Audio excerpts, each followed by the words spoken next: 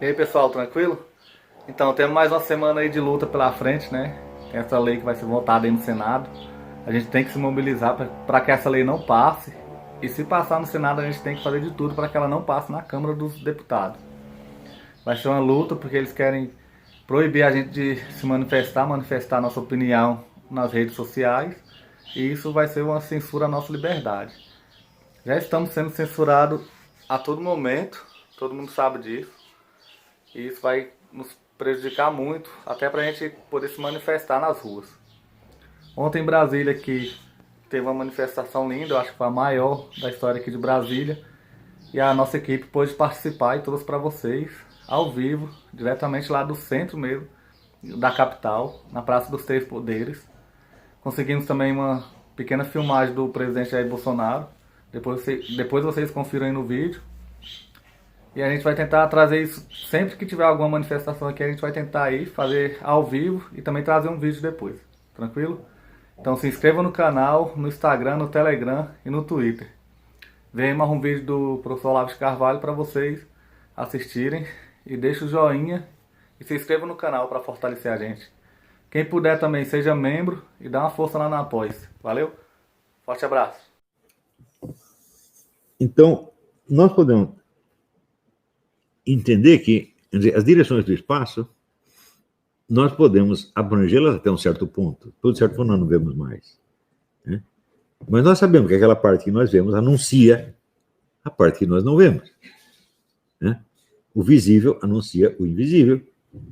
E o invisível pode se tornar visível a qualquer momento. Então, as direções do espaço têm exatamente a mesma estrutura de qualquer círculo de latência. Está entendendo?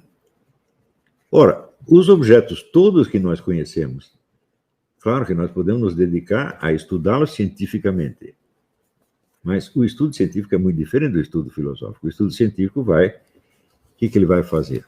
Ele vai isolar certos aspectos do objeto e estudar esses aspectos como se fosse a realidade. Ou seja, a mesma coisa que dizer, a ciência jamais estuda um objeto concreto, ela só estuda aspectos. Aspectos considerados enquanto tais, sem a sua relação com o resto. Portanto, a ciência é o mundo da abstração.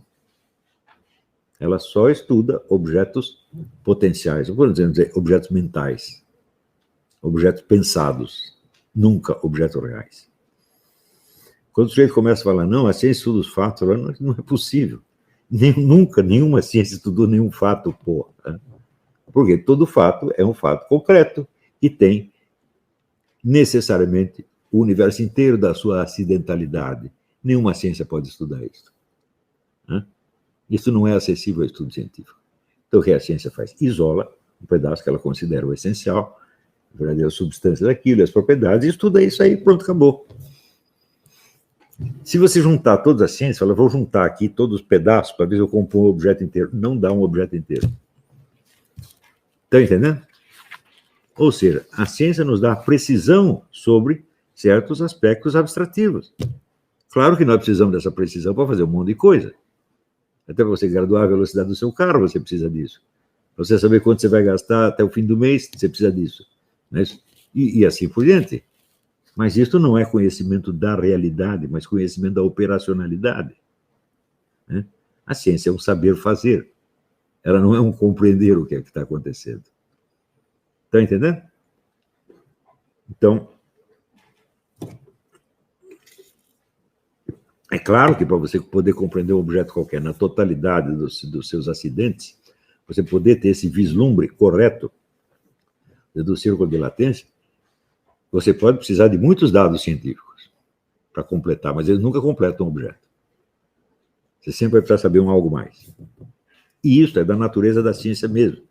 É por isso mesmo que a investigação científica nunca termina. Não termina e não pode terminar. Por quê? Existe o raio do círculo de latência, pô. E sempre existem aspectos que a ciência não abordou ainda e sempre vai existir. Está entendendo? Por isso é que é um absurdo você tomar a ciência como se ela fosse a imagem correta e real do universo. Ela nunca é isso. Ela não pode ser isso em hipótese alguma. Ela só tem visão de aspectos abstrativos, separativos, os quais em si mesmos não existem. Estão entendendo? Eles só existem em função de uma abstração mental que você fez. Por isso, quando o pessoal louva assim, mas e os avanços da tecnologia? Falou, o que a tecnologia tem a ver com ciência? O raciocínio científico é exatamente o contrário do raciocínio tecnológico. Já expliquei e vou repetir. A ciência pega um conjunto de fenômenos e isola-os de tal maneira a poder encontrar para eles uma explicação comum, um princípio comum. O que faz a tecnologia? A tecnologia pega 1000 processos causais diferentes, heterogêneos, e os junta para produzir um resultado prático. Por exemplo, você vai dizer, aqui tem um computador. Eu falei, bom, computador, código binário, eletricidade, tecnologia do plástico. Portanto, exploração do petróleo, etc, etc. Né? Existe um princípio comum a essas três coisas? Um princípio que possa explicar ao mesmo tempo o código binário, a tecnologia do plástico e a eletricidade? Fala, claro que não. São coisas heterogêneas, mas a tecnologia os junta para produzir o quê? Um computador. Isso quer dizer o seguinte, o computador não tem explicação científica. Deu para entender? Cada um dos seus aspectos, separado, pode ter, mas o computador não tem. Isso acontece com todos os objetos do mundo. Tudo que o ser humano faz é assim. Então, isso quer dizer que a tecnologia é um tipo de raciocínio específico, que consiste em juntar vários processos heterogêneos para produzir um resultado comum. Portanto, claro, o conhecimento científico pode ser um desses elementos heterogêneos que você juntou. Mas ele mesmo não explica nenhum objeto tecnológico. Tudo isso que eu estou falando é suficientemente óbvio, então você tem problema. Por que os filósofos não percebem isso? Porque eles nunca examinam a realidade, eles só examinam o conceito que se aprende na faculdade de filosofia. Eles nunca precisaram filosofar para a vida real, só para terminar, só para fazer o curso e passar de ano. Tá entendendo? Agora, esses problemas todos que eu estou colocando são problemas que eu estou falando do problema das tartarugas. Eu comecei a pensar nisso, eu tinha 5 anos de idade, meu Deus do céu. Eu precisava resolver esse problema. Eu via 2 mundos diferentes.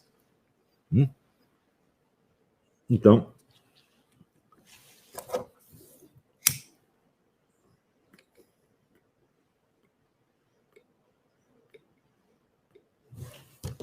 se a gente fala em estrutura simbólica do mundo, eu acabei de dar essa estrutura simbólica do mundo, é a cruz de 6 pontas. Isso está onipresente, né? As coisas grandes e as pequenas estão todas dentro da cruz de 6 pontas. E tudo que nós entendemos é assim. Se você pegar qualquer situação humana, se você pega todas as teorias das ciências humanas, teorias da história, etc, etc, o que elas fizeram? Em primeiro lugar, elas têm uma distinção entre os elementos conflitantes. Não é isso? Sempre tem, no mínimo, 2 forças em jogo. Pode ter mais, mas no mínimo 2. O que é isso? É horizontal, a direita e a esquerda. Elas também têm uma explicação do movimento histórico, movimento temporal. O que é isso? Para trás, é um movimento para trás e para frente, avanço e recuo. E elas têm, em seguida, uma hierarquia de importância, os fatores principais ou secundários. O que é isso? É a vertical. Isso é a mesma coisa que você dizer, todas as teorias sociais e históricas do mundo têm essa estrutura. Não, porque não pode haver outra. Então, isso é para você entender como um único símbolo reúne em si uma multidão de conhecimento heterogêneo que você nunca vai esgotar. Dê a entender por que a Suzanne Langer chama o símbolo de matriz de intelecções? Isso quer dizer que a inteligência simbólica, ela é a matriz de todas as formas de inteligência que existem. Estão entendendo? E a inteligência científica é só uma delas. Então, portanto, vamos dizer, a compreensão dos símbolos é o começo de toda a educação. Estão entendendo? Tá bom, vamos fazer uma pausa. Daqui a pouco nós voltamos com perguntas. Então, se tiver perguntas, estou aí às ordens. O antropólogo André... Só vou falar no microfone. Fala no microfone, por favor. O pessoal de casa pediu. O antropólogo André Lerroy Gourhan, no livro Religiões da Pré-História, ele traça toda a ordenação simbólica das cavernas, símbolos masculinos, femininos, estabelecidos em locais topograficamente corretos, que se multiplicam, né, se verificam em vários locais em que ele cita. E aí eu queria saber do senhor se essa ordenação simbólica da caverna também é uma ordenação simbólica da psique e do mundo que eles conheciam. Bom, aí é o seguinte. Como eu defini o símbolo como o nome de um círculo de latência, e tudo no mundo é constituído de círculos de latência que se interpenetram, existem, é como a teoria dos conjuntos, você tem interseção e tem um conjunto que cabe dentro do outro, que se superpõe. Toda a estrutura do universo é isso. Tá? Portanto, qualquer sistema simbólico mais abrangente, ele vai ter necessariamente a psique e o cosmos. Não tem como escapar disso. Porque, no fundo, é a mesma coisa. Né? Agora, é importante entender o seguinte. Se o estudo dos símbolos é o estudo primordial, é o fundamento de tudo, então você precisa entender que o conhecimento científico é uma parte disso. E é uma parte que tem a ver não propriamente com o conhecimento da realidade, mas com a possibilidade de agir nela. Por quê? Se todo o nosso conhecimento é sempre um campo aberto, constituído de círculos que se prolongam para o infinito, que nós pressentimos, mas que nunca realizamos, a nossa ação está sempre limitada a tempo e espaço. Ela não pode ser uma ação em aberto. A ação em aberto é a ação descontrolada, tá certo? Então, a ação humana pressupõe o controle. O controle só é possível num território já previamente demarcado, que não corresponde com o universo real, mas só com, vamos dizer, a parte dele que nos interessa no momento. Quer dizer que o mundo científico é demarcado pelo nosso interesse e não pela estrutura da realidade. É só entender se você entende como que o conhecimento científico se encaixa dentro disso. Mas, se você pensar bem, a própria ciência, ela também é um círculo de latência, porque você não sabe onde ela vai terminar. Você não tem a menor ideia de que se o que você vai descobrir a semana que vem desmente tudo que você pensava antes. Aliás, isso vive acontecendo. Você pega o que eles chamam de revoluções científicas. Então, a ciência também é uma série de círculos concêntricos, vamos dizer, cuja circunferência é ilimitada. Por isto mesmo, é isso que, para mim, me parece a suprema contradição, que a ciência se afirma como uma atividade permanentemente crítica e, portanto, exatamente como um círculo de latência, mas, ao mesmo tempo, ela pretende ter uma autoridade pública. E ela pretende ser o árbitro da realidade. Hoje mesmo eu estava vendo o debate do Jordan Peterson com Sam Harris. Sam Harris é um cultor da religião da ciência. Para ele, só o que é fato científico comprovado equivale. Eu digo, mas claro que isso não existe. Não há fato científico comprovado. Ele está comprovado por enquanto, mas daqui a pouco pode ser impugnado. Né? Então, se a ciência ela é uma atividade permanentemente crítica, então não tem sentido você proclamá-la como autoridade para decidir o que é real e o que é irreal. Elas podem dizer, olha, o que nós sabemos até agora é isso, mas pode ser outra coisa.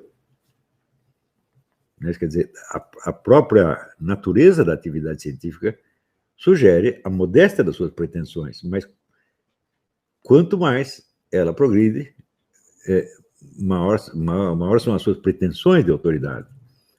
Né? Ao ponto de que hoje em dia você tem a classe científica que pretende moldar a cabeça do resto da humanidade, do jeito que ela bem entender. Isso é uma monstruosidade. Você praticamente está tampando o universo real. Ele só pode perceber aquilo que a classe científica permitiu. É claro que é uma coisa alucinatória. E se você quer saber, esse é o maior problema de hoje em dia, porque todos os sistemas tirânicos, totalitários que existem, todos eles se baseiam na ciência. O instrumento deles é a ciência. No século XIX havia os pensadores progressistas, como o próprio Ernesto Renan, que eu citei agora mesmo, eu imaginava assim, né? Ele tem um livro, L'Avenir de l'Intelligence, o futuro da inteligência, né? L'Avenir de la Science. E acreditava que esse progresso infinito da ciência inauguraria uma era de liberdade, democracia, etc. Isso é absolutamente impossível. A ciência só pode restringir a liberdade, não aumentá-la. Não tem como aumentar. Então tem que ser, vamos dizer, uma restrição parcial e consentida. Quer dizer, você aceita não fazer certas coisas porque, no momento, aquilo não combina com a mentalidade científica vigente, mas é uma coisa provisória. Se você vira, por exemplo, a própria ciência, ela limita, de certo modo, a sua própria autoridade quando esta autoridade se torna desafiadora para ela mesma. Por exemplo, quando hoje em dia você tem provas inequívocas de que há diferenças brutais de QI entre diferentes grupos étnicos. Não é isso? E, evidentemente, há uma associação entre o QI baixo e o alto nível de criminalidade. Mas você não pode dizer isso em público, o cientista não pode dizer isso em público, senão vai ser chamado de racista.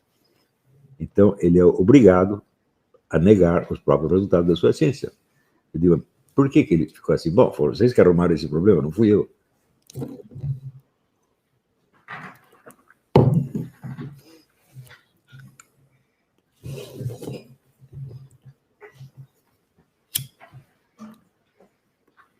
Agora, no Brasil, nós temos um problema de QI, que é uma coisa gravíssima, né? O QI brasileiro há 40 anos vem baixando.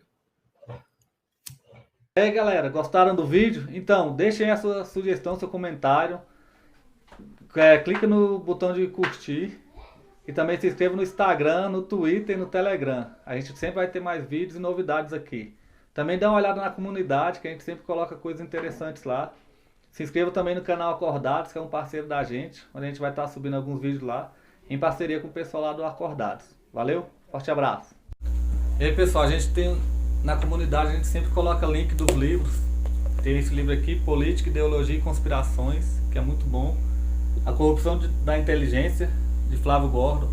Tudo tem lá os links, é da Amazon, você pode comprar que o livro chega na sua casa.